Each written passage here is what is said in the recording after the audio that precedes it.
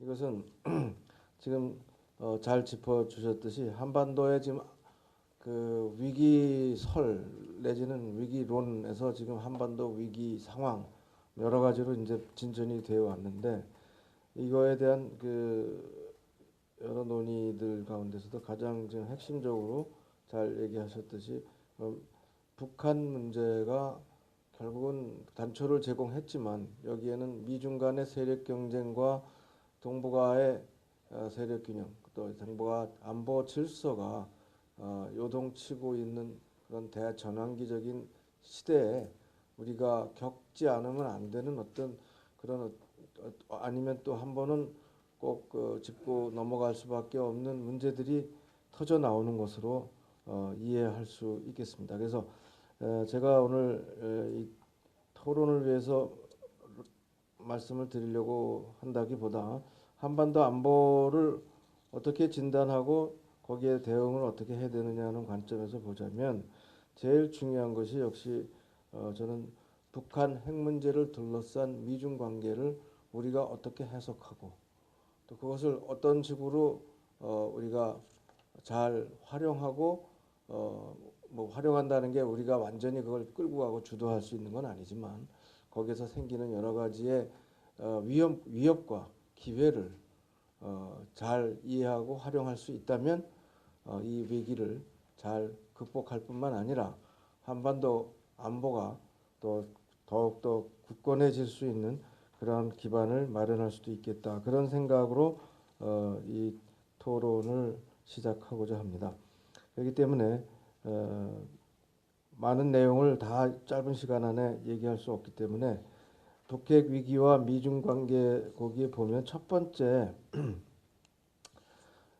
미중 관계가 북한 문제를 첫 번째 페이지 36페이지죠. 첫 번째 거기서 트럼프가 북한 문제에 대해서 우선순위를 두고 최종적 해결을 강조하면서 미중 관계가 북한 문제를 둘러싸고 시험대에 올랐다. 이건 뭐냐면 조금 전에 발표자께서 얘기하신 신형 대국 관계를 중국이 굉장히 강조했지만 사실 오바마 정부 시절에 신형 대국 관계가 받아들여지는 듯 했어도 별로 성공적으로 정착되거나 그런 거는 없습니다.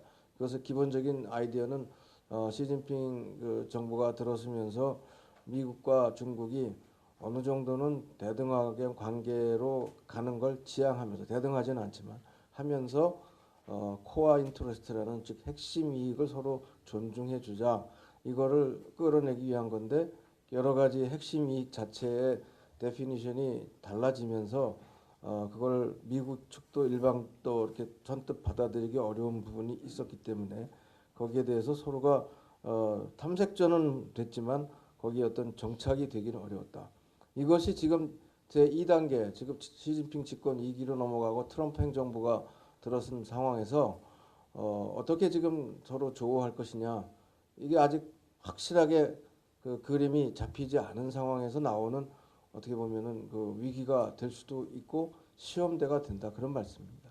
북한하고 관계를 직접적으로 볼 수도 있지만 미국과 중국이 이거를 놓고서 다루는 방식에 있어서 아직까지 차이를 드러내고 있다.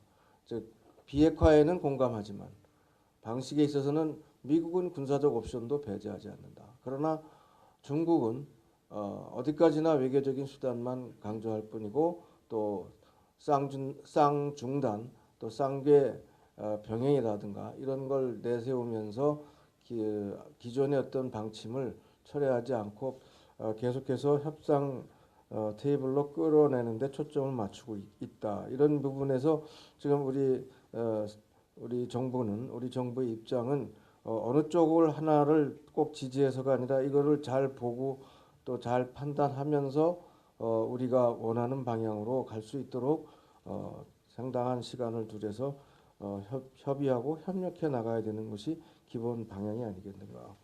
그다음에 또 하나의 문제는 중국이 여기에서 미국과 조우하는데 과거하고 또 다른 측면이 있습니다. 이미 다 얘기된 거지만 중국은 세계 제2위의 대국이 된 지가 꽤 됐지만 이제 중국이 바라는 건 확실해졌습니다. 시진핑이 이번에 19차 당대회에서 마오나 덩샤오핑의 버금가는 권위를 갖게 되고 그 어떤 권력도 사실상 장악을 했습니다. 이번 정치국 상무위원 선임된 거를 보면 기존의 전망도 조금 빗나간 부분도 있고 새롭게 진출한 사람들 중에는 왕후닝이라고 아주 제갈량의 버금가는 책사로서 3대를 세 번의 그 리더를 어, 모셨다 그럴까 그 거기에서 봉직한 그 사람이 학자 출신인데 정치국 상무위원으로 선발되기는 아마 처음입니다. 중국 역사상. 그만큼 이제 중국은 새로운 그 청사진을 제시하고자 하는데 특히 시진핑의 입장에서는 그것이 굉장히 중요하다. 왜냐하면 시진핑은 2012년 자기 총서기로 당선될 그 이후에도 2000 그 다음에 2013년이죠. 중국판 브루킹스를 만들어라. 그렇게 직접 명령을 내렸을 정도로 자기가 원하는 그 중국의 미래를 그려갈 그런 어떤 싱크탱크를 원했던 겁니다. 지금 그런 작업이 상당 진전이 되었지만 새로운 단계로 넘어간다. 그것은 내년도에 새로운 어떤 비전과 정책과 전략이 쏟아져 나올 걸 이미 예고하고 있습니다. 그렇기 때문에 이러한 중국과 미국이 어떤 식으로 서로가 협상하고 또 조우하면서 또 충돌할 수도 있고 또 협력할 수도 있고 그런 이제 지금 와중에 있기 때문에 북한 핵 문제가 북한이 지금 핵을 개발하고 있는 정도가 굉장히 심각한데 이걸 놓고서 아직까지도 완전 서로 합의를 보지 못한 부분이 남아 있는 것은 상당히 앞으로 좋게 보면 협력의 여지를 만드는 외교적인 노력이 충분히 있을 수 있겠다. 거기에 어떤 우리도 기회가 있겠다. 그런 생각도 들지만 또 그것이 만약 결렬되고 어떤 일방적으로 나갈 수밖에 없는 게 생긴다 그러면은 상당히 파열음이 나는 그런 상황도 올 수도 있겠다. 그런 생각을 합니다. 그래서 중국이 과연 또 하나의 이슈는 뭐냐면 대북 정책에 있어서 어떤 변화를 보일 것이냐. 이때까지 보면은 상당히 유엔 안보리 결의안에 대해서 잘 이행을 하고 있고 대북 압박 강도도 그 어느 때보다 높습니다. 그것은 미국 정부가 또 우선순위를 워낙 북핵 정책에다가 우선순위를 뒀기 때문에 그렇기도 하지만 사실상 중국은 시간을 버는 전략으로 100일 계획을 합의했고 미중 정상회담에서 좀 이따 이제 트럼프가 중국도 방문하겠습니다만 중국 방문 시 어떤 식으로 서로가 협상을 할지 모르겠어요. 그러나 일단은 북한 핵 문제에 대해서 중국은 상당히 미국과 협력적으로 갈 가능성은 큽니다. 왜냐하면 미국과 중국이 무역 전쟁을 서로가 원하지 않는데 그거 안 갈 경우 트럼프로서 내설 수 있는 카드는 무역 전쟁에 버금가는 강력한 대 중국 제재랄까 무역 제재죠. 또 그다음에 경제적으로 압박을 해 들어가는 세컨더리 보이콧을 실행할 수밖에 없는 그런 상황이 되기 때문에 그것을 피할 수 있는 방안으로 이제 만들어질 가능성이 있겠다. 그렇다면 중국은 대북 정책이 어느 정도까지는 변화가 불가피한데 이것을 어떻게 만들어 가느냐에 따라서 우리가 그것을 받아들일 수 있는지 없는지에 대해서 이제 달라질 수 있겠다.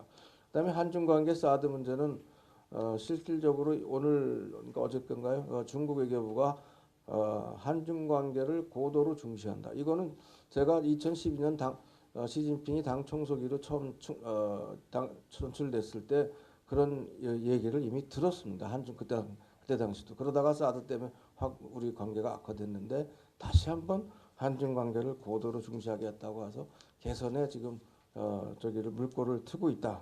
그렇게 보면은 사드 문제를 넘어서 한중 관계는 또 다른 국면으로 재설정을 할 수 있을 것이다. 이렇게 보고 시간 관계상 마지막으로 그래서 이러한 북한 핵 위기가 결국은 미사일도 포함한 핵 실험을 하고 또 핵 실전 배치가 얼마 남지 않은 시점에서 우리가 할 수 있는 게 뭐냐? 첫 번째가 군사적인 옵션보다는 외교적 수단으로 아직 갈 수밖에 없고 미국과 중국도 그렇게 하고 있다고 보여집니다. 거기에 우리는 이미 한미중 협력을 얘기하셨지만 한미 한중 신뢰도 필요할 뿐만 아니라 한미중 협력 구도를 제도화할 수 있는 정도로까지 강화해 나가야 된다. 그렇게 말씀을 드리고요. 그래서 거기에서 지금 얘기가 논의가 되었던 그리고 한중일 협력이 또 같이 되어야 이것이 더 실효성이 있다는 거고 군사 대비 태세는 제가 말씀을 안 드려도 다 아시는 거지만 한국형 삼축 체제하고 확장 억제, 전략 자산의 한반도 상시 순항 배치 뭐 이런 것들을 우리가 이미 논의하고 있지 않습니까? 따라서 외교적 노력을 하면서도 이런 대비 태세는 확실해야 된다. 마지막으로 대북 억제와 압박을 위해서는 저는 전술핵 재배치 핵무장 가능성은 이미 거론이 됐고 우리가 여론전 수사 차원에서 할 수 없다고는 할 수 없습니다. 할 수 있습니다. 그렇게 해서 압박을 가하는 수단으로서는 가능하나 그러나 정부가 이걸 정책으로 채택한다는 것은 상책은 결코 될 수가 없고 가능성도 없기 때문에 별로 현재로서 그것을 정부 정책과 전략으로 내세울 필요는 없겠다. 그런 말씀을 드리고 이제 마치겠습니다. 감사합니다.